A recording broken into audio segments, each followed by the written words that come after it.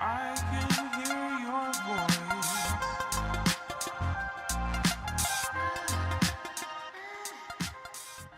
Contraction isométrique raccourcie en rotation externe du genou pour venir renforcer sans mouvement, donc de manière isométrique, les rotateurs externes du genou. Ensuite, tout ce qui est sur le genou, le ménisque, certains ligaments et tendons.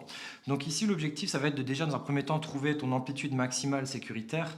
Donc si maintenant tu viens fléchir et que tu as trop mal à ce niveau-là, c'est pas grave, tu vas pouvoir travailler avec un peu moins de flexion de genou. Il faut savoir que plus tu as de flexion de genou, plus tu auras accès à de la rotation du genou.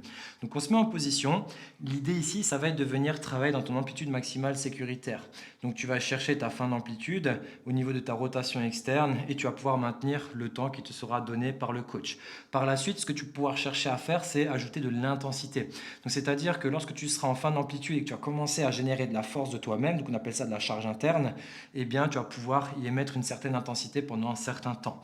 Donc on se met en place, tu te mets en dorsiflexion de cheville, donc c'est-à-dire pointe de pied vers toi, tu maintiens au niveau de la cheville et ici tu vas pouvoir venir pivoter vers l'extérieur pour faire ta rotation externe. Et ensuite, tu vas pouvoir maintenir. Tu peux chercher à avoir plus d'intensité, 20%, 40, 60, 80 et jusqu'à 100%, tout en maintenant le temps imparti qui te sera donné par le coach.